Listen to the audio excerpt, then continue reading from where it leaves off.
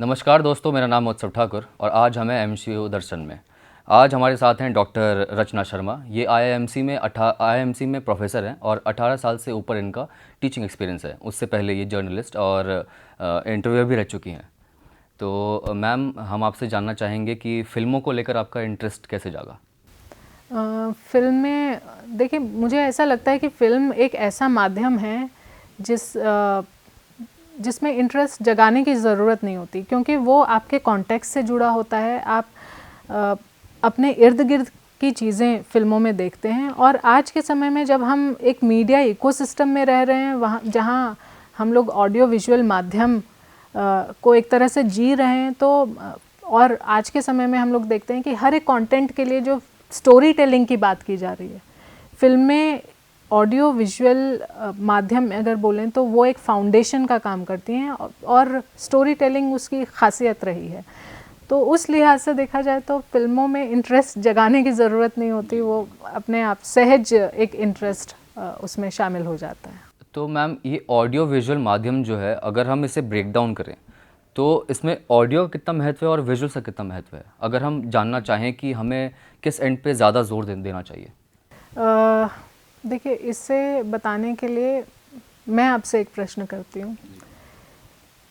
अगर हम इस स्टूडियो जहाँ हम बैठे हैं उसमें एक साइलेंस बस छोड़ दें और वो साइलेंस का जो टाइम है वो बढ़ा दें, तो कैसा महसूस होगा? एम्प्टी लगेगा। एम्प्टी लगेगा। तो यही फिल्मों के साथ है। फिल्मों में जब हम जिस भाषा की भाव की बात करते हैं, तो डायजेटिक साउंड ठीक है, डायजेटिक साउंड अगर आप ना भी रखें, आप संवाद ना भी, उसमें जो संवाद दिए जाते हैं, डायलॉग्स दिए जाते हैं, वो ना भी रखें, लेकिन कई बार आपको एक ज़रूरत महसूस होती है कि विजुअल के साथ अगर आप कुछ नॉन डायजेटिक साउंड दे देंगे, म्यूज़िक ऐड कर देंगे, तो उसका जो इमोटिव वैल्यू है, इमोशनल लेवल है, वो बढ़ जाता है। और यहाँ एक चीज़ और कहना चाहूँगी, क्योंकि साइलेंस पे बात आई थी, तो साइलेंस भी कई बार एक ऐसा साउंड, एक सशक्त साउंड, हम लोग जब साउंड की बात करते हैं ख़ासतौर पे फिल्मों के संदर्भ में, तो साउंड को हम एक जो साइलेंस है, साइलेंस को हम एक साउंड ही मानते हैं। तो कई बार वो साइलेंस जो है वो आपका जो खालीपन है वो फिल करती है, और कई बार खालीपन फिल करने के लिए आपको साउंड देना। जी बिल्कुल, जैसे आपने ये ऑडियो में बताया, सिनेमेटोग्राफिकली भी हमें जो दिखाना होता है वो भी सिनेमेटोग्राफी, और जो नहीं दिखाना है वो भी सिनेमेटोग्राफी ही है। जी तो और अगर हम जानना चाहें, जैसे कि हमने बताया हमारे लेक्चर में आपने बताया मैम कि अटेंशन स्पैन अभी बच्चों का धीरे धीरे छोटा होते जा रहा है। और तो क्या इस छोटे अटेंशन स्पैन के कारण हमारे आजकल हम फिल्में बना रहे हैं उसमें कोई बदलाव आ रहा है? एडिटिंग टेक्निक में हम फास्ट पेस कर रहे हैं, क्या ऐसा कोई बदलाव है, और है तो पॉजिटिव है या नेगेटिव है? देखिए, अटेंशन स्पैन की जहाँ तक बात है, वो बदलाव निश्चित तौर पर है, और उसकी भी बड़ी वजह ये है कि हमारे पास एक होता है ना, इंफॉर्मेशन ओवरलोड, वो है। जैसे हम अगर सोशल मीडिया की बात करें, हम कुछ एक प्लेटफॉर्म्स की बात करें, तो हम देखते हैं कि उसमें क्योंकि ऑडियो विजुअल कंटेंट लगातार आता है और आप लगातार स्क्रॉल करते जाते हैं, आप बस देख रहे हैं। तो और वो कब हैबिट में बदल जाता है और हैबिट कब एडिक्शन में बदल जाती है, वो हम लोग नहीं समझ पा रहे हैं। तो वो एक जितनी भी लाइंस थी, जितने भी स्ट्रक्चर्स थे, वो सोशल मीडिया ने ब्लर किए हैं, इसमें कोई दो राय नहीं है। और जहाँ तक फिल्म्स की बात है, तो फिल्म्स के बारे में मैं ये बोलूँगी कि फॉर्मेट्स, फिल्म के कई फॉर्मेट्स हैं, कई फॉर्म्स हैं, और फिल्म की अपनी अपनी ऑडियंसेस भी हैं। जैसे जो हम बात करते हैं फीचर फिल्म, या हम लोग फिक्शन नॉन फिक्शन की बात करते हैं, डॉक्यूमेंट्री की बात करते हैं, जॉनरा की बात करते हैं, किसी को एक्शन फिल्में पसंद हैं, किसी को हॉरर जॉनरा पसंद है, किसी को पॉलिटिकल फिल्में पसंद होंगी। तो उस लिहाज से अगर देखा जाए तो एक सेगमेंटेशन ऑडियंसेस का हमेशा रहा है अभी, लेकिन जो डिजिटल एरा में हम लोग चेंज देख रहे हैं, वो कन्वर्जेंस है बेसिकली। और कन्वर्जेंस के साथ साथ जो प्रोडक्ट्स हम लोग देख रहे हैं, फिल्म प्रोडक्ट्स की बात करें या हम बोलेंगे film as a cultural product, तो उसमें भी हम लोग हाइब्रिडिटी देख रहे हैं कि क्योंकि उसी टेक्निकल परिवेश में रहना है, उसी मीडिया इकोसिस्टम में रहना है, तो फिल्म में भी देख रहे हैं कि वो फिल्में कहाँ कहाँ दिखाई जा सकती हैं। जैसे पहले भी जब डिजिटल का इतना ज़्यादा असर नहीं था तो हम देख रहे थे कि फिल्मों और टेलीविज़न में ये एक तरह से आदान प्रदान चल रहा था, ये एक्सचेंज चल रहा था। वो अब बढ़ गया है क्योंकि अब अगर एक फ़िल्म थिएटर में रिलीज़ हो रही है तो प्रोड्यूसर चाहते हैं कि वो OTT पर भी आए या सोशल मीडिया पर भी उसके बारे में बात हो। अगर सोशल मीडिया पर आप रिलीज़ ना भी करें तो चर्चा का विषय वो सोशल मीडिया पर बनी रहे जिससे पब्लिसिटी मिले। तो आपका पब्लिसिटी का तरीका बदल गया, फिल्म मार्केटिंग का तरीका बदल गया और फिल्म डिस्ट्रीब्यूशन का तरीका भी बदल गया। तो उस लिहाज से हम देखते हैं कि फिल्मों के फॉर्मेट में फ़र्क थोड़ा सा नज़र आता है। मैम, जिसे हम क्लासिकल सिनेमा कहते हैं, तो हम आज के ऑडियंस को मद्देनज़र रखते हुए क्या क्लासिकल सिनेमा के साथ छेड़छाड़ करें? जैसे हम एक फिल्म का एग्जांपल ले लेते हैं, अभी डेडपुल 2 आई थी, काफ़ी फास्ट पेस्ड है, उसमें कहीं भी ऑलमोस्ट ब्रीदिंग स्पेस भी नहीं हो उस फिल्म में। और जैसा मार्टिन स्कॉर्सेज़ी कहते हैं कि that is not cinema, it's an adventure park. तो क्या हम आज की ऑडियंस के हिसाब से फिल्मों को क्लासिकल ही रखें या फिर आज की ऑडियंस के हिसाब से हम चेंज करें? देखिए, फिर वही एक सवाल है कि ऑडियंस जब हम बोलते हैं तो हम हर तरह की ऑडियंस को एक ऑडियंस के पैरामीटर से देखते हैं, तो हमें वो नज़रिया थोड़ा सा बदलना होगा। आज के समय में हम लोग जब ऑडियंस शब्द यूज़ करते हैं, जब हम इस कॉन्सेप्ट की बात करते हैं, तो हम देखते हैं कि ऑडियंस नहीं, ऑडियंसेस हो गया है।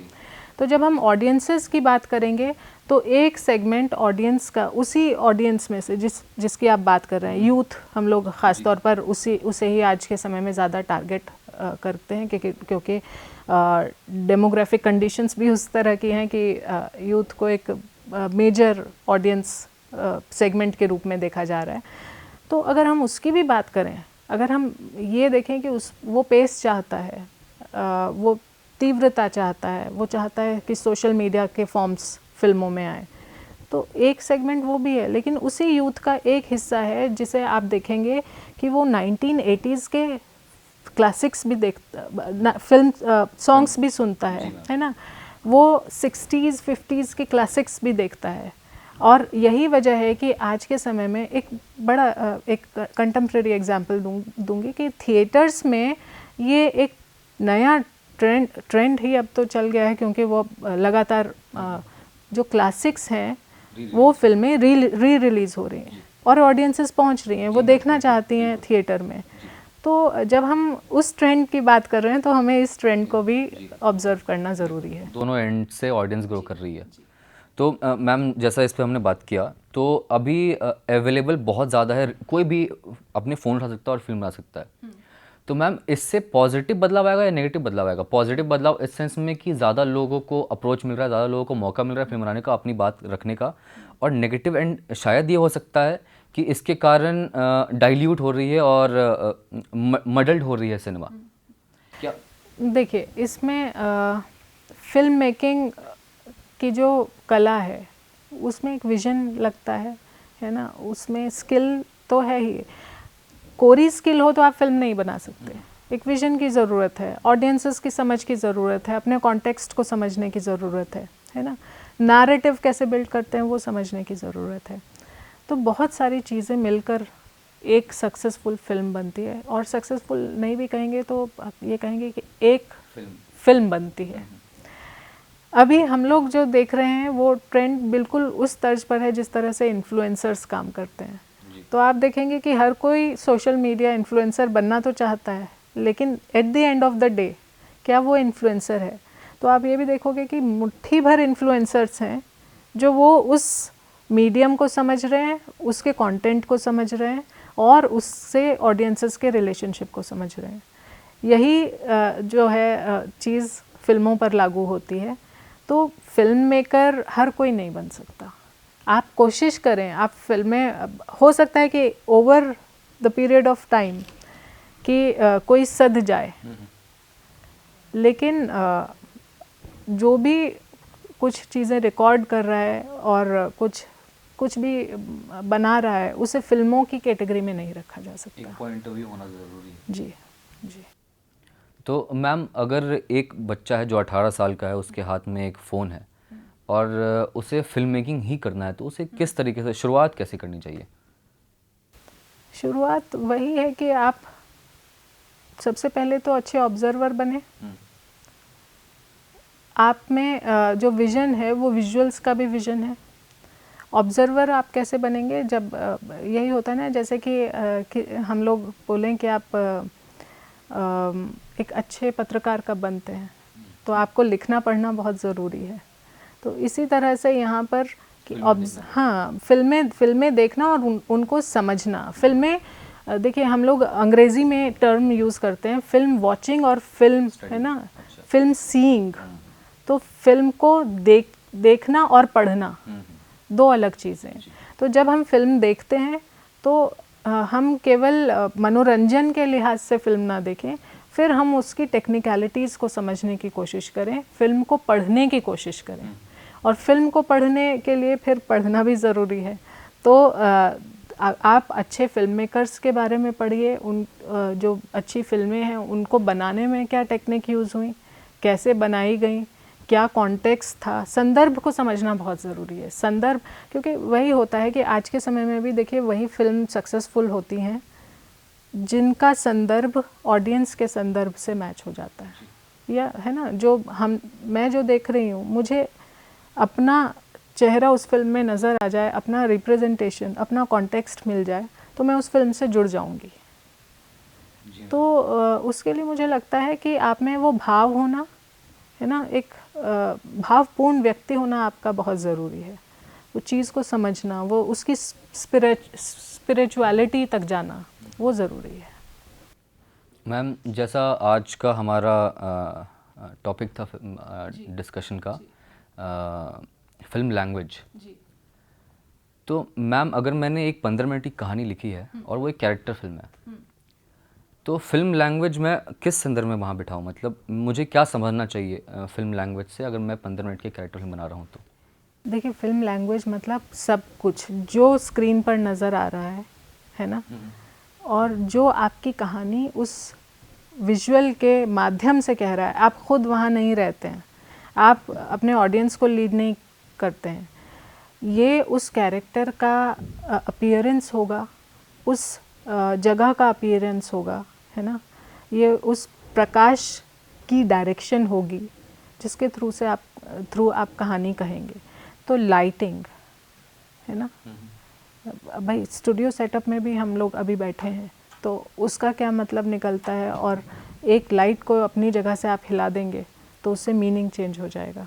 या लाइट यहाँ अगर एक है ना, ये बल्ब बंद कर देंगे तो मार्शल मैकलुहान का मीडियम इज़ द मैसेज, वो यहाँ पर भी पूरी तरह से सेट बैठता है। तो वो लाइट का जो सोर्स है वो बहुत काम करता है सस्पेंस क्रिएट करने में, खुलासा करने में जी, है ना। तो वो आप किस तरह से ट्रीट कर रहे हैं, तभी तो आपकी, देखिए हमारा काम है, फिल्म मेकर कोई भी जो काम करता है वो अपने ऑडियंस को एंगेज करता है। तो आप कब एंगेज होंगे?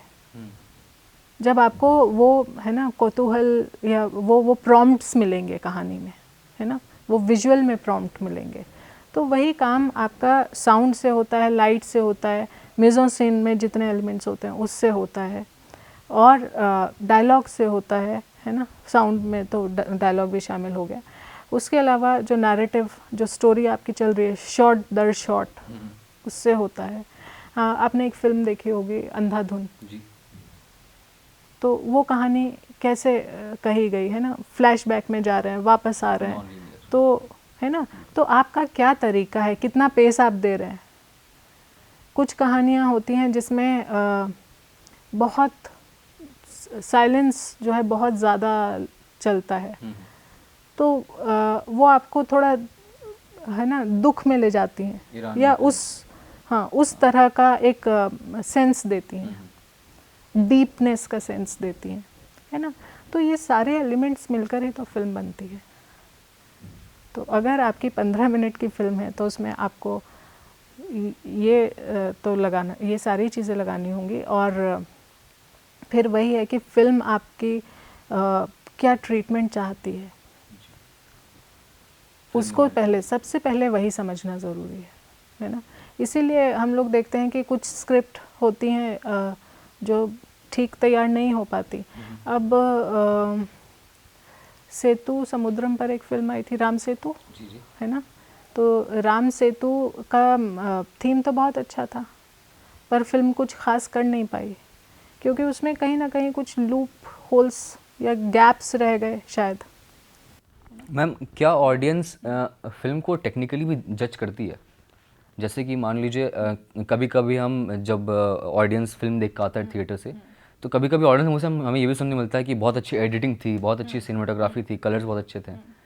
तो मैम, अगर हम जनरलाइज एक ऑडियंस, अगर हम 100 लोगों को देखें, हम ऑडियंस को 100 लोग मान लिए, तो उसमें से कितने लोग को मतलब फिल्म के टेक्निकल एस्पेक्ट में भी मज़ा आता है देखने में? अब मैं कहूँगी कि अब का जो ऑडियंस है, आज का जो ऑडियंस है, सेगमेंट है, वो काफ़ी अवेयर है, क्योंकि सोशल मीडिया पर हम लोग देखते हैं कि यूट्यूब ट्यूटोरियल्स हैं, वो खुद भी फिल्म मेकर बनना, अभी आपने जैसे बताया कि हर कोई शूट कर रहा है। सोशल मीडिया का नेचर ही है कि वो कंटेंट मांगता है ना, कि आप केवल पैसिव ऑडियंस बन के देखते नहीं, उसका कंटेंट कंज्यूम नहीं कर रहे हैं, आप उसमें भी कुछ कंटेंट डाल रहे हैं। तो जब आप कंटेंट डालने की प्रक्रिया में होते हैं तो टेक्निकलिटीज़ आप सीख लेते हैं।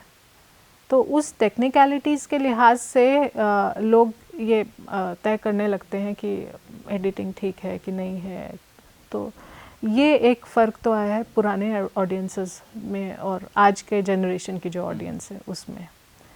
लेकिन अल्टीमेटली मुझे लगता है कि वो जो विज़न होता है वही काम करता है, और उसमें जितनी ज़्यादा मल्टी लेयर्ड या मल्टी सेगमेंटेड ऑडियंसेस को आप ध्यान में रखते हैं, एक पॉपुलर फिल्म के लिए मैं बता रही हूँ ये बात, उतना ही आपकी स्टोरी सक्सेसफुल, फिल्म सक्सेसफुल होती है, जो कि हमने RRR में देखा।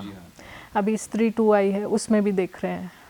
तो आपने, हाँ, बहुत सारे जितने फॉर्म्स थे, जितने कैरेक्टर्स हो सकते हैं, अब आप कहाँ से शुरू करते हैं कहानी, फिर उसे, तो जिस तरह से हम लोग टेलीविज़न का फॉर्मेट ले रहे थे, सीरीज़ वाला फॉर्मेट ले रहे थे, वो हमें दिख रहा है स्त्री 2 में आ रहा है ना। उसके अलावा जब हम मीडिया फॉर्म्स की बात करते हैं, तो मीडिया फॉर्म्स में आप एक फ़िल्म तो ले ही रहे हैं, लेकिन उसके अलावा जो एक नॉस्टैल्जिया, जो कॉमिक बुक वाला आपने डाल दिया, जब आप फिल्म का टाइटल ही सुनते हैं, सर कटे का आतंक, तो आप वो कॉमिक एरा में चले जाते हैं, जो 80s के लोग ज़्यादा, है ना, 80s टिल 90s लोग जानते हैं कि, तो वो एक नॉस्टैल्जिया उस जनरेशन के लिए भी है। जो नई जनरेशन है उसके लिए भी कुछ और है, तो नए से कनेक्ट कर रहे हैं। तो ये तमाम चीज़ें हैं। तो हम देखते हैं कि कितने कॉन्टेक्स्ट एक साथ जोड़ना और ऑडियंसेस की समझ होना। तो टेक्निक तो है ही, साथ में स्किल्स हैं, लेकिन वो स्किल्स को कैसे आप पिरोएंगे या कैसे सीमलेस उससे एक कहानी को बनाएंगे, वो मायने रखता है। तो मैम, रैप अप करने के लिए आप हमारी ऑडियंस को कुछ ऐसे फिल्म्स और फिल्म मेकर से जागृत कराइए जो उनको देखनी ही चाहिए अगर उनको फिल्में बनाना सीखना है तो। देखिए, अगर हिंदी सिनेमा की या भारतीय सिनेमा की बात करें, तो उसमें मुझे लगता है कि हालांकि दादा साहब फाल्के की फ़िल्में अवेलेबल नहीं है, पर हम लोग देखते हैं कि सोशल मीडिया पर क्लिप्स अवेलेबल हैं, तो उनको देखें, उनको पढ़ें, क्योंकि एक जो मुझे लगता है कि भारतीयता का जो, जिसे हम स्व का तत्व बोलते हैं, वो अगर कहीं है तो वो सबसे पहले दादा साहब फाल्के में मिलता है। और उसके बाद फिर सत्यजीत रे उन शीर्ष फिल्म मेकर्स में से एक हैं जो ग्लोबली जिनकी पहचान हुई।